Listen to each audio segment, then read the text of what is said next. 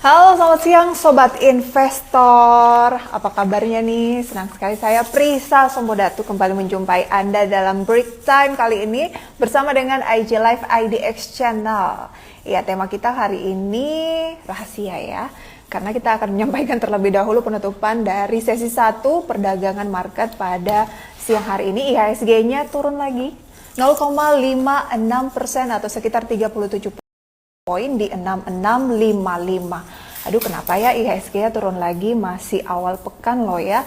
Dan kalau kita lihat tadi ada saham SDMU ya, Sido Mulia yang memimpin kenaikan 28,85%.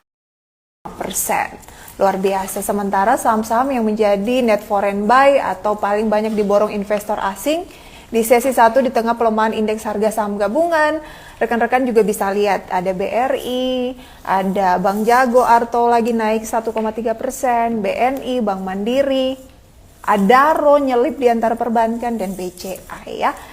Oke, hari ini kita akan membahas mengenai generasi sandwich gitu ya, problem keuangan generasi sandwich. Kira-kira solusinya apa? Mungkin banyak yang sudah tahu generasi sandwich ini apa, kemudian banyak juga yang masih bingung apa sih generasi sandwich. Sandwich kan itu buat sarapan gitu ya. Generasi sandwich ini adalah seseorang yang masih membiayai generasi sesudah dan generasi sebelumnya. Misalnya membiayai orang tua ataupun mertua, tapi juga membiayai anak-anaknya yang belum mandiri gitu. Jadi dia di tengah-tengah dengan pasangannya, membiayai orang tuanya dan membiayai orang di bawahnya lagi. Kalau kita lihat masyarakat Indonesia memang kebanyakan seperti itu ya, karena kayak udah kultur keluarga ya, masa orang tua ditelantarkan. Tetapi ada nggak sih sebenarnya solusi bagaimana biar kedepannya kita tidak selalu begitu dan anak-anak kita juga tidak merasakan hal yang sama ketika kita nanti sudah pensiun. Ya, menjadi masalah biasanya adalah karena memang tidak ada skala prioritas dari awal untuk masa depan, kemudian tidak bijak mengatur keuangan, malas nabung dari dulu, dan ya itu tadi faktor sosial juga yang mempengaruhi generasi sandwich ini di kalangan milenial semakin menjamur. Oke, kira-kira ada jalan keluarnya nggak? Mumpung kita nih masih muda ya, saya sih masih muda. Kalau kalian juga pasti masih muda kan? Agar ini nggak terus berlanjut. Bagus kalau anak kita nanti rezekinya bagus gitu ya, dan mampu menopang kita yang sudah tua. Tapi kalau enggak, bagaimana? Atau kalau pasangannya bermasalah, gimana ya kan? Oke, untuk membahasnya saya akan berbincang bersama dengan Mas Pratomo Kandato, VP Investment Product Head HSBC Indonesia. Langsung saja saya akan invite Mas Tommy. Oke, sambil saya menginvite Mas Tommy, pengen tanya-tanya dong ke rekan investor, juga bisa sharing ya melalui kolom chat di bawah. Apakah kalian juga merasa saat ini sedang menjadi salah satu dari penyumbang generasi sandwich atau sandwich generation? Coba dilihat-lihat. Atau belum tapi ada potensi menuju ke sana? Karena mungkin orang tua ataupun orang-orang terdekat yang ada dalam lingkungan keluarga ini tampaknya belum settle gitu untuk menghadapi masa tuanya ya. Hai Mas Tommy, selamat siang. Apakah sudah join bersama kita? Mungkin banyak juga kali ya yang berpikir, oh it's okay lah saya jadi generasi sandwich, nggak apa-apa juga. Orang siapa yang mau ngurusin orang tua saya, anak-anak saya, karena memang mereka masih bergantung sama saya, nggak apa-apa. Kalau memang kemampuan ekonominya bisa demikian. Tetapi siapa yang menjamin ke depannya akan seperti apa ya kan? Itulah yang akan kita bahas. Ada nggak sih hal yang bisa kita lakukan meskipun saat ini mungkin kita sudah terjebak dalam hal tersebut. Kebiasaan apa sih yang dari dulu mungkin salah gitu. Mana nih Mas Tommy ya? Kita akan berbincang hari ini bersama dengan VP Investment Product Head HSBC Indonesia. Orang yang memang sudah pakar di bidang bagaimana untuk mengelola keuangan tentunya ya, dan tips-tips yang bisa diberikan dari beliau.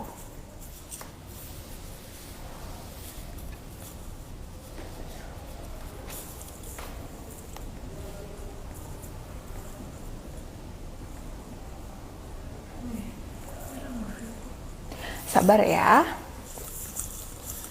Mungkin Mas Tominya lagi makan siang nih.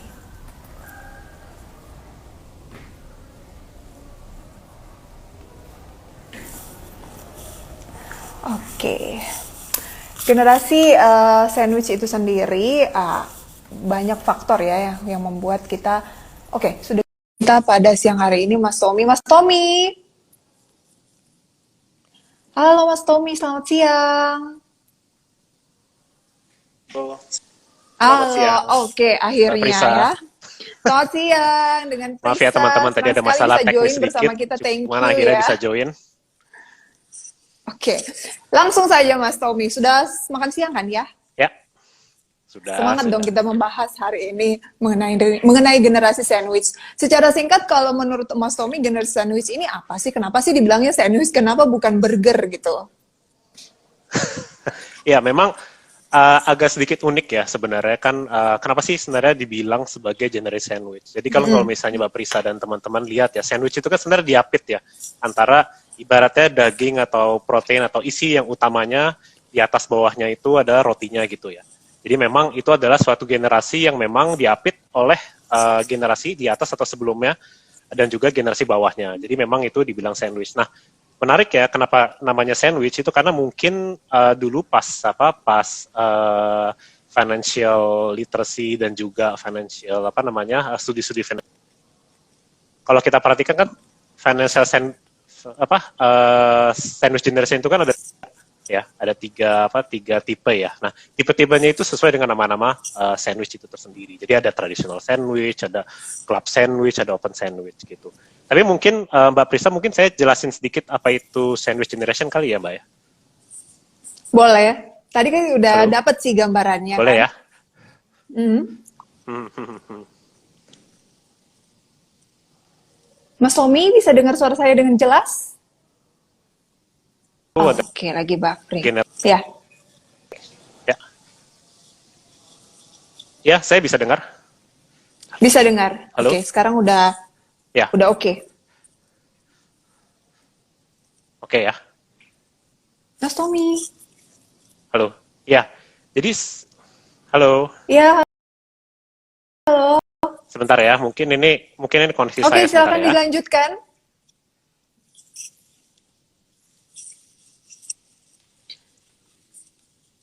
Baik, sambil kita menantikan Mas Tommy benerin koneksinya. Inilah persoalan di Indonesia ya, internet aja masih suka buffering, tapi ngomongin metaverse. Tapi kita harus tetap optimis, membeli lahan di metaverse. Oke, pas lagi mau transaksikan ya, tiba-tiba buffering gimana itu? Mas Tommy,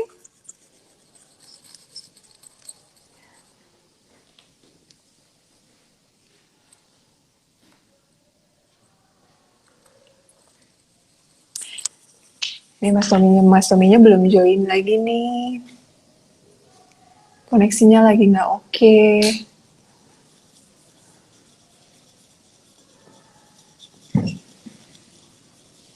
Hai, selamat siang. Thank you ya yang udah sabar nungguin dari tadi.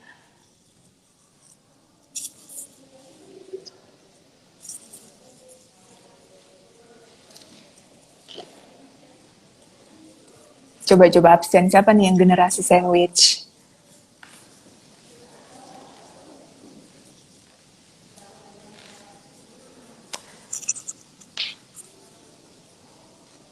Siang. Yuk nabung saham. Iya dong, harus nabung saham ya. Udah nabung saham belum?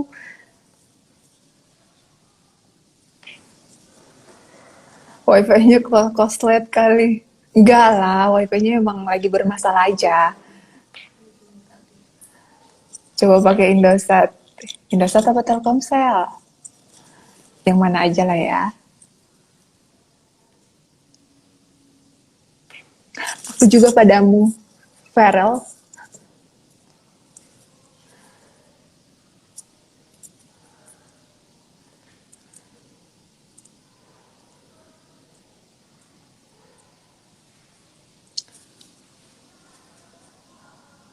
Mas Tommy. Waalaikumsalam. Tetap ya batu bara ya. Adaro tadi naik loh. Mas Tommy, Halo, siang Kak. udah join lagi. Maaf teman-teman, Oke, ini tadi ada masalah lagi, tapi seharusnya sekarang udah cukup lancar ya. baik. Mungkin kita Cus, lanjut Mas. kali ya, Mbak Prisa. Ya, Boleh? jadi saya tadi itu sempat mau ngomong ya. Jadi sebenarnya apa itu sebenarnya sih teman-teman generasi sandwich. Jadi itu sebenarnya ada generasi yang mempunyai kewajiban ganda ya. Jadi satu itu berkewajiban akan dirinya sendiri, anaknya sendiri, tapi juga kewajiban tentang keluarga yang lain nih. Jadi termasuk misalnya orang tua atau bahkan om, tante dan lain-lain. Dan ingat ya, mungkin teman-teman atau Mbak Prisa juga, sebenarnya generasi sandwich itu nggak cuma literasi aja Mbak. Jadi even kayak misalnya komitmen untuk misalnya jagain orang tua yang lebih tua atau misalnya apa namanya dukungan mental dan lain-lain itu sebenarnya bisa dibilang oleh sebagai generasi sandwich gitu. Dan memang belakangan ini cukup populer ya sebenarnya di Indonesia dan juga di luar negeri sana ya tentang istilah generasi sandwich ini. Oke, Mas Tommy, tapi kan orang pasti berpikir, apalagi Indonesia gitu Ya, ya, udah hal yang ya, wajar kalau kita take care, baik itu materi dengan orang tua, betul, kemudian keluarga-keluarga yang lain, it's okay dong, memang harusnya betul, seperti itu gitu. Nah, ini kan faktor betul. sosial nih yang udah kayak sangat-sangat kental di masyarakat Indonesia. Nah, Ya, gimana? Agak ya, sulit nggak sih untuk menghilangkan generasi sandwich memang dari persoalan keuangan masyarakat Indo? ya. Sebenarnya ya Mbak dan teman-teman IDX itu sebenarnya cukup wajar terjadi ya. Bahkan tadi mungkin spesifik Indonesia, bahkan di luar negeri pun sebenarnya ini sebenarnya cukup wajar terjadi. Bahkan literasi financial literatur itu bahkan dari tahun 80-an 90-an pun sudah ngomongin tentang sandwich generation. Jadi bahkan satu studi yang pernah saya lihat ya itu sebenarnya studinya itu bahwa rata-rata di negara barat itu sandwich generation itu umurnya di sekitar 40-an. Ya, 35, 40 ke atas. Tapi di Indonesia di Asia ya, kebanyakan ya. Itu sebenarnya startnya itu rata-rata di umur 30. Jadi sebenarnya lebih muda. Jadi makanya mungkin kita sering lihat ya di IG story atau di mana. Jadi orang pada banyak yang curhat juga, jadi umur 20-an, belum menikah, belum apa, tapi mudah menjadi sandwich generation, dan sebenarnya solusinya tuh sebenarnya apa sih teman-teman dan yang lain-lain gitu. Oke, mungkin kalau dari masalah cuma sekilas kayak terlihat masalahnya cuma ya kalau saya mampu membiayai orang tua saya nggak Ya, apa-apa dong. Tapi sebenarnya ada ya, resiko lain nggak sih? Karena saya sebenarnya sempat baca resiko dari generasi sandwich ini agak serem ya, yaitu tekanan ya, finansial, kemudian ternyata kesehatan fisik juga ngaruh dan juga mental, betul, kemudian kurang waktu betul, me time gitu ya, karena betul, sibuk betul. untuk mengejar Ya, beban-beban, tanggungan-tanggungan ya, lah lebih tepatnya yang harus kita keluarkan setiap bulan, dan perkembangan karir juga ternyata nih bisa terhambat karena masalah time ya, gitu ya. Ternyata banyak juga ya, ya yang menjadi resiko dari generasi sandwich ini. Antisipasinya betul. menurut Mas Tommy gimana sih? Ya. Jadi sebenarnya ada dua ya, Mbak ya. Jadi sebenarnya kan kalau misalnya tadi lihat sebenarnya bagaimana sih mengatasi problem dari generasi sandwich gitu ya. Jadi sebenarnya harus dibagi dua hal nih. Yang pertama itu untuk diri kita sendiri. Jadi kalau misalnya tadi Mbak ya saya dengar ya melihat bagaimana sih kita mencegah agar misalnya walaupun kita sebagai generasi sandwich, tapi bagaimana meminimalisasikan resiko di mana anak kita tidak menjadi generasi sandwich gitu. Nah, yang pertama itu sebenarnya adalah financial planning. Jadi merencanakan pensiun, terus merencanakan dana darurat. Itu sebenarnya hal-hal seperti itu yang sebenarnya perlu kita perhatikan. Dan mengapa banyak generasi sandwich sekarang ini adalah karena mungkin generasi sebelumnya mungkin karena tidak ada akses informasi dan lain-lain, menjadikan sebenarnya financial planning itu bukan sesuatu yang utama gitu. Bahkan termasuk jika memang bekerja sebagai pegawai negeri sipil atau kerjaan lain yang memang mempunyai Tunjangan hari ibaratnya uang tua. pensiun atau tunjangan hari tua yang cukup secara teratur gitu, itu yang sebenarnya membuat problem. Nah, untuk keduanya sebenarnya bagaimana sih mengurangi bebannya kalau misalnya kita sebenarnya generasi sandwich. Sebenarnya yang pertama itu yang paling penting ya memang noted ya Mbak ya, mungkin kita itu memang ada beban harus negara timur ya, jadi kita harus membiayai orang tua, menjaga orang tua. Namun jangan lupa untuk diri sendiri juga. Jadi yang paling pertama dalam financial planning itu adalah emergency fund. Ya. Dana kas darurat. Jadi mungkin teman-teman IDX ya, mungkin tadi saya lihat chatnya ya itu banyak yang Hakan nih, hajar kanan gitu kan, ada yang di saham dan lain-lain. Itu investasi bagus ya, karena kita lihat sebenarnya angka SID, single investor ID yang di say bahwa memang investor saham, dan sebenarnya financial inclusion itu sedang tinggi-tingginya sejak pandemi ini, which is itu bagus untuk investasi ke depan. Namun jangan lupa hal yang pertama ini dan specifically untuk generasi sandwich adalah sebenarnya emergency fund atau dana darurat. Ya, minimum kalau single harus ada 3 bulan dalam dana darurat. Kalau misalnya itu sudah berkeluarga, paling nggak minimum harus 6 bulan dalam dana darurat. Ya, itu yang pertama. Yang kedua adalah proaktif sebenarnya tentang kebutuhan financial masa depan.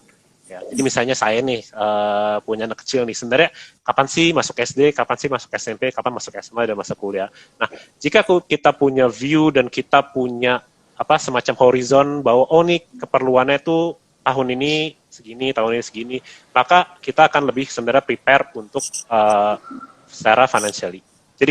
Jadi walaupun kita sebenarnya punya beban mungkin orang tua kita atau mungkin om kita atau saudara kita, adik kita dan lain-lain, tapi paling nggak dengan kita mengetahui sebenarnya jejak finansial kita paling nggak bisa mempunyai plan lah tersendiri untuk menyisihkan untuk plan-plan tersebut. Dan yang terakhir Mbak, jangan lupa sebenarnya kesehatan sendiri ya, mental ya, karena sebagai seorang generasi sandwich itu kan sebenarnya kan kita lebih sebenarnya mengabdi ya kepada orang tua atau kepada adik atau kakak dan lain-lain. Jadi sebenarnya jangan lupa ingat bahwa ini sebenarnya untuk semua itu untuk keluarga. Dan jangan lupa untuk diri sendiri ya. Baik, Mas Tommy, berarti Mas Tommy bukan seorang sandwich generation dong. Berarti orang tuanya saya tahu sendiri. Apa gimana?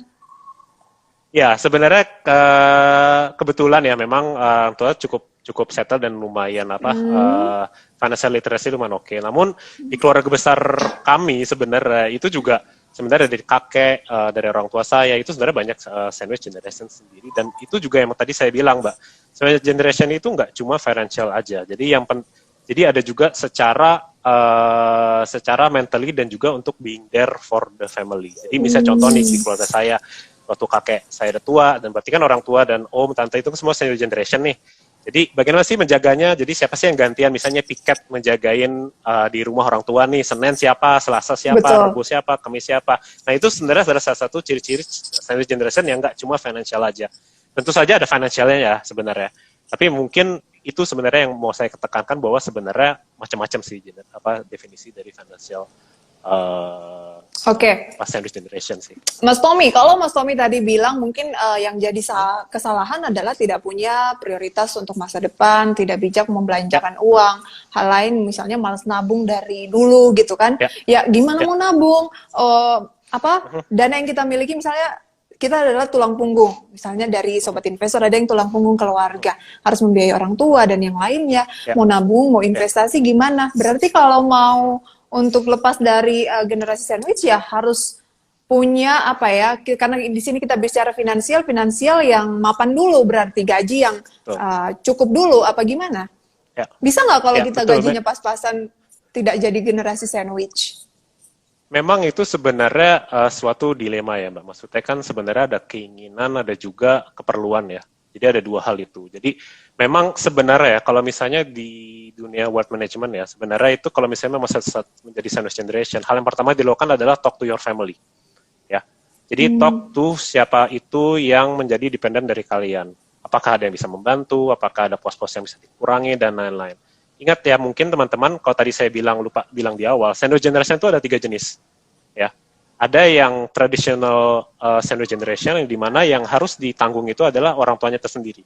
Ya, jadi sandwich itu purely adalah orang tua, yang pertama, habis itu adalah anak. Ya.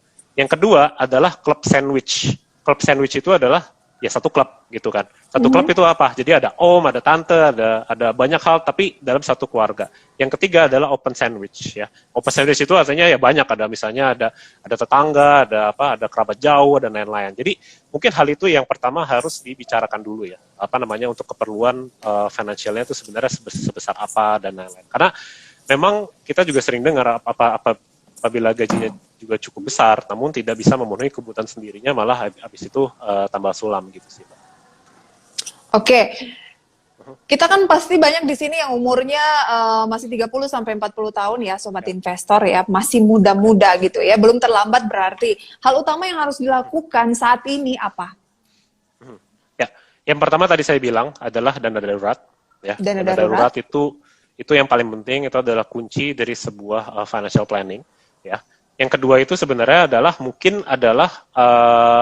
planning untuk hal-hal yang memang kita sudah dilihat, nanti saya lihat apakah itu pendidikan anak, dana pensiun, dan lain-lain. Hmm. Jadi kalau misalnya di kami ya, itu kan kami ada yang namanya strategic financial planning. Jadi kita lihat sebenarnya goal dari seseorang itu apa.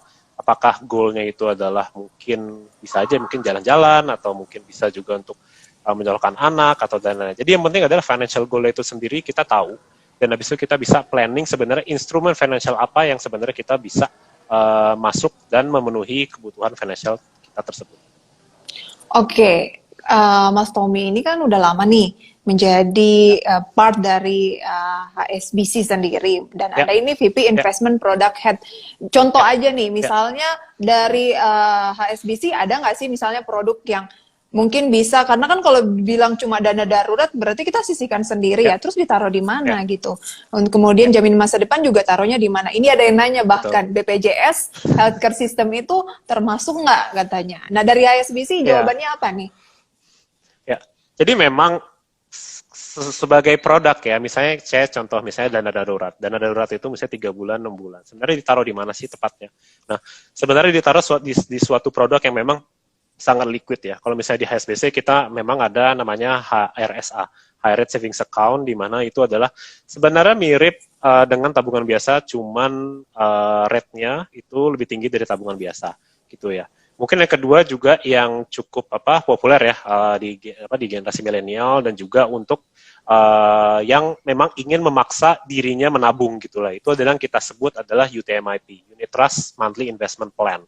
Jadi setiap bulan itu kalian set, misalnya nih saya pengen investasi 1 juta nih, kita sisihkan paksa gitu untuk investasi. Nah itu akan dimasukkan ke reksadana yang menjadi pilihan kalian. Misalnya saya time horizon-nya misalnya untuk menyokong anak saya nih 10 tahun lagi atau 15 tahun lagi, saya masukin ke ekuitas nih. Nah bisa saya masukkan ke reksadana ekuitas. Atau mungkin risk profile saya nggak suka nih kalau misalnya naik turun nih marketnya, deg-degan misalnya, nggak bisa tidur kalau malam. Nah itu mungkin bisa masukin ke yang lebih resikonya rendah, misalnya fixed income, atau misalnya reksadana money market dan lain-lain gitu. Cuma memang itu salah satu itu ya. Itu semua boleh pilih salah satu atau gimana?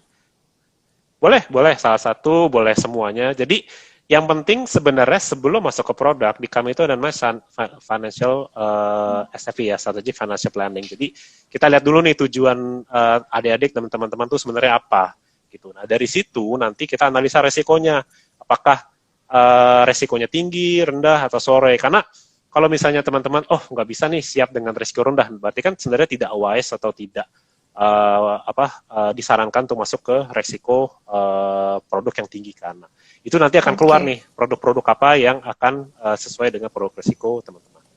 Baik. Yang jadi pertanyaan berikutnya yang paling penting juga adalah generasi milenial, taruhlah rata-rata mungkin pendapatan per bulan banyak yang tinggi juga, tapi mungkin rata-rata 10 juta misalnya. Kemudian harus punya dana darurat. Sebaiknya berapa persen sih dengan pertimbangan ya belum punya properti sendiri, misalnya masih sama orang tua atau masih ngekos gitu. Dan dana daruratnya ini ditaruh di instrumen investasi atau lebih baik saving? Ya, jadi memang untuk dana darurat itu yang tadi saya bilang kan dimasukkan kepada instrumen yang sangat liquid gitu kan. Liquid dalam artian kalau misalnya perlu apa-apa, misalnya amit-amit nih, misalnya perlu sakit atau orang tua sakit dan lain-lain, itu kan bisa kita pergunakan dengan sebaik-baiknya. Nah, memang bagusnya itu akan ditaruh di savings ataupun produk derivatif dari savings itu yang memang sangat liquid gitu ya. Gitu. Oke, lebih baik saving misalnya, gitu ya. Saving. Kenapa bukan investasi? Untuk berapa? Investasi itu tergantung. Investasi kan macam-macam nih. Ada yang memang likuidasinya tinggi dan lain-lain. Jadi misalnya contoh nih, Mbak, mungkin untuk obligasi retail ya, mungkin seri ORI atau SR itu likuidasinya tinggi, tenornya pendek hanya 3 tahun, terus habis itu dijamin pemerintah. Nah itu cukup aman. Nah kalau misalnya itu dimasukkan ke reksadana ekuitas, nah kalau misalnya butuh tiba-tiba dananya, dan kalau misalnya itu nanti market sedang turun, misalnya kayak seperti hari ini gitu kan, nah itu tiba-tiba perlu dana, nah itu yang mungkin kita coba hindarkan, karena itu kan sesuai namanya dana darurat adalah darurat kita kan nggak tahu nih kita mau pakainya kapan. Nah, pas kita pakai itu siap untuk kita bisa likuidasikan dengan minimum risiko untuk kita. Nah, Oke, karena dana darurat setelah itu lebih baru cocok ya. saving gitu ya, karena bisa kita cairkan kapanpun. Kecuali mungkin jaminan masa depan itu boleh diinvestasi gitu ya. Betul, Oke, betul. pertanyaan berikutnya yang juga menjadi persoalan dari para generasi milenial yang merupakan sandwich generation adalah nggak nikah-nikah nih, belum ketemu, kan udah ketemu jodoh pacarannya lama gara-gara yang ditanggung masih banyak gitu. Nah, dari pertanyaan Sobat Investor ada Ciptu, bagaimana pertimbangan generasi sandwich ketika mau menikah, Mas? Apa yang harus disiapkan? Ini mewakili yang lain ya. Iya. Jadi memang cukup dilematis ya sebenarnya sandwich generation-nya. Jadi makanya mungkin hal yang pertama tadi saya bilang adalah bagaimana mencegah pengulangan ke generasi setelahnya, bagaimana untuk mencegah anak kita itu tidak menjadi sandwich generation. Namun memang itu dilema yang lumayan lumrah ya. Misalnya mau nikah nggak nikah harus menanggung orang tua gitu kan. Nah, mungkin tidak ada silver pill ya istilahnya ya, atau peluru emas untuk menyelesaikan itu semua. Balik-balik semua itu harus dibicarakan terhadap keluarganya. Nah, kalau misalnya kita baca literatur, hal yang pertama itu yang saya bilang tadi itu adalah talk to your family gitu kan. Apakah ada yang bisa membantu sementara kita mempersiapkan biaya nikah dan lain-lain. Dan kalaupun misalnya start menabung, jadi yang pertama itu start ya Mbak. Start menabung itu masukkan ke memang kita tahu jangka waktunya kapan. Misalnya contoh, saya mau nikah 5 tahun lagi. Nah, kita sesuaikan nih, masukkan ke instrumen investasi yang kira-kira 5 tahun lagi bisa menghasilkan dan bisa kita pakai. Gitu kan. Oke, jadi memang harus dipersiapkan dari sedini mungkin gitu ya, belum telat lah. Kalau saya berencana tahun depan tapi belum punya dana, gimana nih Mas Tommy? Sulit ya? Ya mungkin gimana ya? Sebenarnya kan soal menikah itu sebenarnya tergantung biayanya mau berapa ya sebenarnya ya. Nah itu yang mungkin mau nggak mau mungkin harus Oke, balik lagi gitu ya. Balik lagi ke diri masing-masing sih sebenarnya. Kalau memang dananya terbatas tapi sudah harus ya disesuaikan aja gitu ya. Baik, kemudian pertanyaan berikutnya adalah tadi kan saya berbicara bahwa milenial rata-rata gajinya 10 juta. Tapi ternyata ada persoalan lain nih. Bagaimana menurut Mas Tommy harus menyikapi dan langkah seperti apa jika pendapatan masih kisaran UMR Jakarta? Berarti 4 jutaan ya? Ya. Bisa nggak punya dana darurat Mas Tom dengan latar belakang ya dia ini membiayai orang tua dan juga keluarganya yang lain? Ya, sebenarnya bisa ya Mbak ya. Mungkin saya nggak sebut nama ya, cuma di beberapa IG banyak IG kan banyak. Ayo kita nabung sehari 10.000 gitu kan, atau seminggu 20.000. Mungkin start dari situ sendiri. Apakah cukup atau tidak cukup itu memang tergantung pada situasi masing-masing yang mungkin kita tidak bisa ngejudge masing-masing orang itu tersendiri ya. Tapi mungkin hal yang pertama itu adalah tahu sebenarnya financial goal-nya itu apa, yang pertama. Yang kedua adalah start. Bahkan dari yang sekecil apapun, kalau misalnya memang kita bisa taruh di amit-amit kalau misalnya bisa dimasukkan ke dalam tabungan, itu nanti tetap akan paling nggak kita ada financial security sebagai sandwich tengahnya itu, di mana kita menjaga orang tua dan anak-anak kita. Jadi kita harus tahu goalnya atau tujuan utamanya nih apa? Apakah lebih ke beli properti, apakah ke pendidikan anak, atau jaminan masa depan gitu? Memang nggak bisa ketiga-tiganya ketika masih UMR gitu ya Mas Tommy ya? Harus realistis apa gimana? Ya, memang harus realistis dan juga kita memprioritaskan. Bahkan misalnya di kita sendiri, financial goal gitu kita bagi-bagi. Mungkin yang pertama itu adalah mungkin grow my wealth. Misalnya kita mau memang, financial goal kita adalah mengembangkan kekayaan kita nih. Misalnya kita memang punya dana. Atau misalnya child education, edukasi anak. Atau misalnya legacy planning, misalnya pensiun. Nah, kalau misalnya tadi yang Mbak bilang, yang misalnya kita masih ada tandungan, ya mungkin hal yang pertama adalah emergency fund dulu. Di mana nanti intinya adalah start dulu, menyisihkan untuk diri kita sendiri juga, habis itu sisihkan juga untuk yang sandwich yang lainnya. Berarti harus memang apa ya, kayak semacam berusaha untuk mencintai saving itu sendiri. Jangan memaksakan diri karena Ya, nantinya makan sulit ya. Misalnya kita paksa untuk nabung betul, berapa ratus ribu sebulan, tapi ternyata nggak, kita sendiri tuh betul, nggak apa ya, nggak tulus, jadinya malah betul, betul, membebani betul, lagi. Oke, betul. bagaimana Memang, Mas? Mhm. ya.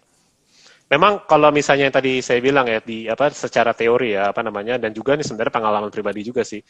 Memang hal pertama itu kalau misalnya kita baca-baca ya banyak kok di internet kok sebenarnya gimana sih cara mengatasinya. Yang pertama adalah to talk to your family, talk to your siapapun yang Anda tanggung. Cuman realitasnya kan susah ya, Mbak. Maksudnya kalau Iya, misalnya contohnya ada 10 keluarga terus misalnya kita menanggung 5 orangnya tidak kerja gitu kan. Mungkin nanti kita kamu bisa bilang ayo keberatan dong ya, kamu kerja dan lain-lain. durhaka nih. Iya, terus nah ini kan kamu anak pertama atau misalnya kayak Hmm. kamu kan udah kerja, nih saya nggak kerja atau gimana begitu karena hal seperti itu yang memang sebenarnya merupakan cultural divide ya, maksudnya hambatan-hambatan kultural yang memang harus dijembatani dan itu unik pada masing-masing. Jadi walaupun kita baca ya di mana-mana ya talk to your family itu kan realitasnya sebenarnya agak susah Mbak. Jadi hal yang pertama kalau menurut saya itu adalah kita coba mengamankan dana darurat kita dulu in case kita sebagai breadwinner-nya atau orang yang sebenarnya menyediakan dana kepada semuanya, kalau ada apa-apa, paling nggak kita Mhm. bisa menyelamatkan diri sendiri dulu. Oke, itu dia inti utamanya adalah dana darurat ya. Dan lagi-lagi Ya. silakan bertanya bagi para sobat investor yang melalui kolom chat mengenai tips untuk financial literasi di generasi sandwich di kolom komentar. Ini kesempatan ya, karena nggak selalu kita bisa berbincang bersama dengan Mas Tommy, dan tonton diskusi dengan Mas Tommy karena kami juga akan upload nanti di YouTube IDX Channel buat yang masih ketinggalan Ya. ya. Pertanyaan berikutnya, bagaimana Mas Tommy dari Mas Rich Salon 3525? Hai Mas Rich. Investasi yang aman dengan penghasilan terbagi dengan cicilan rumah. Bagusnya tuh gimana ya? Masih bisa nggak sih kita investasi kalau udah ada tanggungan cicilan rumah? Ya, sebenarnya mungkin cicilan rumah tuh tergantung ya. Sebenarnya kan ideal itu suatu beban hutang itu kan maksimum di sekitar 35% ya. Tergantung dari sebenarnya kita mau follow yang mana. Jadi memang kalau misalnya beban hutangnya terlalu besar, yang pertama dianjurkan adalah sebenarnya mengurangi tingkat hutangnya tersendiri. Jadi kita cipin untuk mengurangi equity dari hutang itu sendiri, baru kita bisa melihat yang lain. Nah, kalau misalnya memang itu ada cukup dana yang lainnya, nah itu kita bisa mulai investasi tergantung dari risikonya masing-masing. Ya, ada yang namanya dua hal nih, financial inclusion sama financial literacy. Jadi yang penting itu adalah financial literacy dulu. Kita paham dulu sebenarnya investasi yang kita mau dan produknya apa aja gitu kan. Nah, mungkin tadi saya juga sempat lihat ada pertanyaan ya, kalau misalnya blue chip itu saham itu termasuk apa liquid nggak sih, apa kita bisa investasi itu nggak sih sebagai pemula. Jadi kalau menurut saya sendiri saran saya mungkin kalau misalnya masih baru banget, mungkin kita coba yang lebih aman dulu kali ya, misalnya kayak seri ori atau seri apa reksadana pasar uang atau pendapatan tetap ya. Nanti saya bilang financial literacy. Jadi memang kalau misalnya sudah paham resikonya, sudah paham macam-macam ya, termasuk misalnya kayak misalnya tadi yang nanya blue chip emitennya gitu kan, ya itu baru kita mulai start dari situ. Cuman Oke, untuk pertanyaan literasi balik dulu ke yang ya. tadi, tergantung literasinya seperti apa. Kita belajar dulu sebenarnya yang paling penting. Jangan sampai nanti udah berat di rumah, cicilan rumah, karena itu udah hebat loh. Nyicil rumah kan juga apa Betul, ya, betul, pengaturan keuangan yang tidak semua orang bisa gitu kan. Jadi ya betul, harus betul. sesuai dengan apa, gaji kita juga kan. Baik. Ya. Kalau tadi udah paham literasi, inklusinya bagaimana? Inklusinya adalah begini. Jadi inklusi sebenarnya berpartisipasi ya. Jadi kalau misalnya kita belajar terus tapi kita nggak berani-berani ya sebenarnya sama aja tidak kemana-mana gitu kan. Jadi yang pertama itu ya sebenarnya banyak ya kita belajar dulu. Nah habis itu inklusi itu adalah sebenarnya mempraktekkan kita membelinya bagaimana gitu ya. Jadi misalnya kalau misalnya di HSBC kita banyak nih berbagai macam produk reksadana, produk obligasi pemerintah gitu kan. Produk tabungan dan lain-lain untuk bisa membantu teman-teman gitu ya. Nah mungkin selain itu juga ada misalnya teman-teman itu investasi saham ya itu sebenarnya hal yang bagus dan sebenarnya sangat encouraging Mbak dalam 2 tahun terakhir yang dimana ticker SID itu cukup naik drastis ya. Jadi di mana sebenarnya pandemi ini dibalik semua negatif ya sebenarnya positifnya adalah sebenarnya karena sesuatu yang memang kita tidak bisa menyangka dan kita prediksi, orang-orang sebenarnya mulai belajar tentang financial, dan itu sebenarnya yang paling penting untuk belajar, dan habis itu juga akhirnya jadi inklusi di mana orang-orang akan berinvestasi dalam hal ini. Oke, jadi memang kita nggak bisa menutup mata gitu ya, harus berusaha untuk belajar, mencari tahu, untuk tahu lebih banyak mengenai literasi keuangan juga, agar kita lebih paham. Karena berapa kali pun misalnya Mas Tommy nyampein, tapi kita sendiri nggak berusaha untuk meriset, nah inklusinya nanti malah bingung kan? Pertanyaan berikutnya nih Mas Tommy, dari Anendita Putri. Hai Mbak atau Ibu, mau tanya lebih baik menaruh dana di DPLK atau di reksadana? Ya, DPLK jadi dana pensiun yang pihak ketiga ya. Jadi mungkin buat teman-teman, jadi kadang-kadang memang ada perusahaan yang dimana mereka itu akan chip-in di dana pensiun. Dan juga kita akan dipotong gajinya berapa persen untuk kita masuk ke dana pensiun, tidak bisa dicairkan sampai di umur tertentu atau misalnya resign gitu. Jadi mungkin pertanyaan, apakah masukin DPLK atau reksadana? Jadi sebenarnya ya saran saya itu adalah dua-duanya. Ya. Karena DPLK itu cenderung lebih safe dan juga lebih tidak agresif ya. Karena kebanyakan DPLK kan walaupun ada juga yang ekuitas ya, tapi kebanyakan itu adalah sebenarnya di fixed income. Nah, reksadana itu kalau misalnya Anda bisa masuk, itu Anda sebenarnya bisa lebih fleksibel mengikuti misalnya fund house mana, manajer investasi mana maksudnya, ataupun investment filosofi dari reksadana itu tersebut. Ya, jadi kalau misalnya teman-teman perhatikan kan reksadana ada yang misalnya ada yang global syariah yang berinvestasi di luar atau dalam bentuk US dollar, ada juga yang misalnya hanya fokus di big cap ya, blue chip, ada juga yang di mid cap, ada juga yang tematik misalnya ESG atau misalnya di tech dan lain-lain. Jadi kalau misalnya Anda udah belajar financial literacy, nah misalnya udah tahu nih misalnya tech nih mungkin lagi bagus nih karena bisa masuk ke reksadana misalnya lebih ke tech. Atau misalnya saya pengen blue chip aja nih yang lebih safe nih, lebih safe ya. Jadi oke, jadi saya bisa masuk ke reksadana tersebut. Jadi kalau saran saya memang dua-duanya dimasukin. Sudah bagus sekali punya DPLK, itu adalah safety net ya untuk nanti kalau misalnya pensiun. Ataupun kalau menurut saya itu reksadana, walaupun masukin sedikit itu cukup akan membantu Anda dalam kedepannya. Ingat, investasi semakin dini, menggulung bunganya itu, bukan bunga ya, imbal hasilnya itu akan compounding istilahnya. Ya, itu akan semakin baik.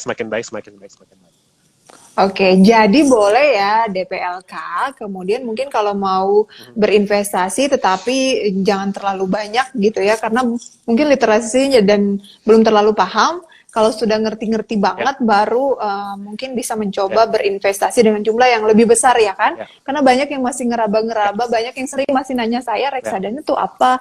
Lebih baik saya reksadana atau bagaimana? Berarti kan memang inklusinya literasinya juga masih minim gitu ya. Jadi memang harus dimulai dari diri kita sendiri untuk mau mencoba gitu ya. Dengan nilai kecil kan sekarang juga 100.000 udah bisa. Jadi nggak ada alasan bahwa nggak bisa berinvestasi. Investasi kan nggak harus gede-gede gitu Mas Tommy ya. Betul.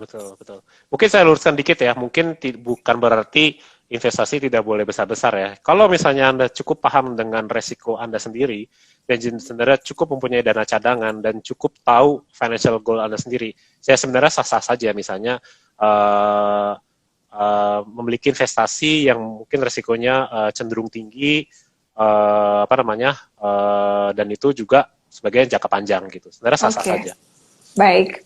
Mas Tommy, pertanyaan berikutnya dari Mas Anwar 500. Jika belum mempunyai pendapatan tetap, bagaimana cara untuk mengatur keuangan agar mempunyai dana darurat? Nah, berbicara mengenai pendapatan tetap, kadang kan kita berpikir bahwa ya nggak banyak gitu, tapi pendapatan tetap itu juga sebenarnya ada yang cukup signifikan, misalnya pekerjaannya misalnya influencer, atau di bidang hukum, lawyer mungkin, karena kan nggak selalu dapat klien gitu ya. Tapi sekalinya dapat gede, tapi sulit nih untuk mengaturnya karena nggak berkala kan? Gimana tuh? Saran saya sebenarnya gini, memisahkan antara rekening yang memang untuk sebagai tujuan masa depan dan juga untuk rekening yang sekarang. Jadi dalam artian ini, jadi misalnya contoh nih, misalnya Bapak atau Ibu mendapatkan, misalnya pendapatan nggak berkala, ataupun misalnya mendapatkan tiba-tiba langsung misalnya lamsam gitu ya. coba sisihkan, dimasukkan ke satu rekening, yang dimana rekening itu sebenarnya tidak boleh diganggu gugat. Ya. Bisa bermacam-macam, bisa sebenarnya dari savings account yang simple sampai misalnya dimasukin ke reksadana, jadi biarkan aja itu reksadanya tumbuh selama-lamanya gitu ya, untuk dipakai di masa depan. Jadi yang pertama itu sebenarnya komitmen untuk memisahkan dulu mana yang mau disisihkan untuk masa depan, habis itu dipakai selanjutnya dipakai untuk diri sendiri. Ya, memang kalau misalnya itu lump sum dapatnya itu mungkin akan sedikit lebih sulit ya dalam financial planningnya ya, karena kan kita nggak tahu nih berikutnya kapan ya gitu kita akan mendapatkan lagi. Cuman yang pertama adalah memisahkan itu sih. Oke. Tapi tetap bisa dong ya Mas Tommy, meskipun pendapatan tetap ya, tapi itu dia harus komit ya. Ya. Karena semua kuncinya ya balik lagi ke personal kita sendiri gitu ya. Oke, Mas Tommy, kemudian ada pertanyaan tadi yang menarik. Ternyata yang join nih dari berbagai macam latar belakang. Katanya ada yang belum kerja dan masih kuliah gitu ya. Gimana untuk, berarti kan masih sangat dini, untuk mempersiapkannya tuh bagaimana kalau belum mendapatkan, belum bekerja atau belum punya pendapatan sendiri? Mungkin hal yang pertama itu kembali adalah financial literacy ya. Semakin muda kalian itu untuk tahu sebenarnya apa yang kalian inginkan di masa depan, itu sebenarnya itu semakin baik. Ya, jadi mungkin kalau misalnya belum kuliah, tapi mungkin udah step pertama untuk menanyakan pertanyaan ini kepada kita, itu sebenarnya udah suatu hal yang fantastis. Even saya waktu dulu aja mungkin waktu zaman kuliah mungkin masih meraba-raba banget financial literacy. Hal lain ya. Hal lain ya, untuk memikirkan masa depan seperti itu adalah yang pertama. Ya. Mas Engkong Babe, ternyata dia punya uang jajan per bulan 1,5 juta, jadi nggak yang benar-benar nggak ada gitu. Gimana katanya untuk mengaturnya? Apa yang harus dilakukan? Apakah dana darurat juga? Ya, jadi mungkin yang perlu disisihkan itu sebenarnya macam-macam ya filosofi untuk wealth management ya. Mungkin sebagian besar yang pertama itu yang mungkin kalian sering dengar itu adalah pertama itu sebelum yang lain adalah sisihkan dulu dana untuk diinvestasi dan untuk masa depan. Ya, jadi pikirkan dulu sebenarnya kita data dulu nih setiap bulan itu sebenarnya kita pengeluarannya ada berapa sih? Misalnya dari 1,5 juta, pengeluaran fix kita misalnya 1 juta gitu kan. Ya nggak apa-apa.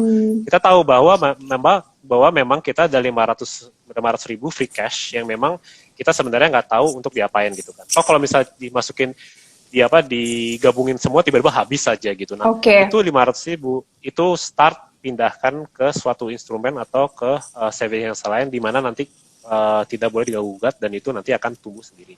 Berarti dari kesimpulan ini Mas Tommy adalah harus punya dana darurat, kemudian juga mempersiapkan untuk saving atau investasi gitu ya, tergantung dananya cocoknya kemana dulu nih. Kemudian adalah mempersiapkan jaminan masa depan atau selepas pensiun. Mas Tommy, berarti kita nggak bisa me time dong, nggak bisa happy dong, karena ternyata udah nanggung sana sini, tapi juga harus tetap invest. Ya, sebenarnya gini ya, mungkin kayak zaman sekarang gitu kan sedang populer sebenarnya lagi self healing ya, pandemi kita self healing nih kemana gitu.